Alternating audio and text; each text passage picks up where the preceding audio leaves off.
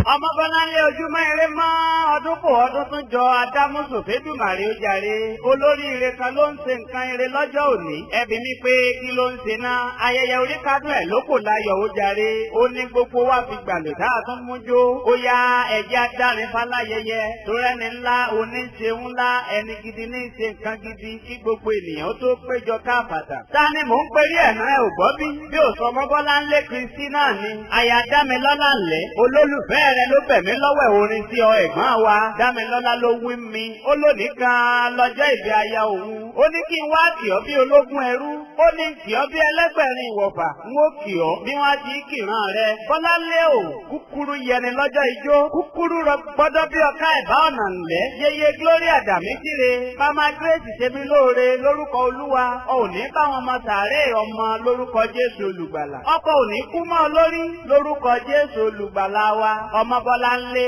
okú ẹ̀yẹ rẹ ọlọ́pọlọ pípé olùfẹ́ karátìyé kan ọ̀mọ̀wé òṣìṣẹ́ tó gbóúnjẹ fẹ́gbẹ́gbàwò bọ̀ wálé Washington DC lọ́mọ tí ń pawó ire wálé lórúkọ Olúwa ò ní hásájù bóyá ẹjẹ́ rèlú aláyẹyẹ bóyá mo fẹ́ kì ọ́ bí wọ́n ti kìran rẹ ǹlẹ́ o gbọ̀ngàn olúfẹ́ arọ̀kọ̀dìjà ọmọ olúpé ọmọ agẹsísáwó ọmọ alébí oṣù má fara tigi ọmọ afínjú ẹyẹ tí jẹ ní gbangba oko nílé baba tó bí ọlọ́mọ ọmọ kú lódò awùbí ọmọ kú lódò tó ti gbórí ilé wa ará ìgbórí wọn ò lódò omi ikú ni wọ́n ń pa á mu nílé baba tó bí ọlọ́mọ sáńlá ájà sáńlẹkọrọ sáńni dọ̀bọ̀dé omi ìpakùn sáńlá fúnlẹ́lẹ́ omi ayaba dọ̀bọ̀dé òdéni lẹ́yìn ẹsẹ̀ mọ́ ẹ wá wà fúnlẹ́lẹ́ bó ṣe ń ta ayaba láṣọ ará ìgbórí ò lágbà gbogbo wọn ní jẹ́ baba nílé baba tó bí ọlọ́mọ ọmọ ajẹ́ baba má járúgbó ará ìgbórí ẹkú moko àpènì ẹni ará ni tí bá wọn jójú ọpa ọmọ rùkú rọjà mátà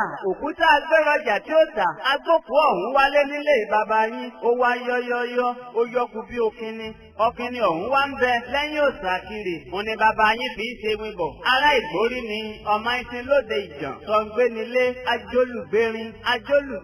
ajókóso ajáró àtijọ́ bẹ́ǹtẹ̀ bàbá àwọn ìlú nílé bàbá tó bí ọlọ́mọ ẹgẹ́ ń dánu dúró níbẹ̀ nà kí má bàa sọ yín lẹ́nu bó ti ń ṣayẹyẹ ọjọ́ ìbí rẹ tó kò láyọ̀ lọ́dún èyí máa gbọ́ mi yé ọmọ rẹ ò ní dọmọ ọlọ́mọ ọkọ rẹ ò ní dọkọ lọ́kọ lórúkọ Jésù olùgbàlà iṣẹ́ rẹ ò ní bìtẹ́ láyé ń bí ó ti sọdún èyí ẹ̀gbọ́n wa ọdún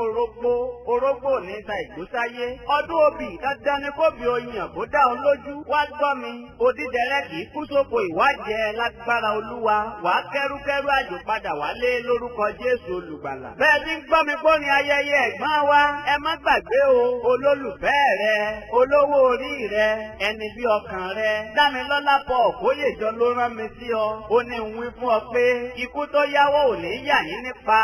lórúkọ Jésù olùgbàlà ọ ò ní kánjú kú o àyànlò àyànbọ̀ lọ́wọ́ yẹnu alákòóbá ò ní kó bá ọ lẹ́nu iṣẹ́ o lórúkọ Jésù olùgbàlà. tó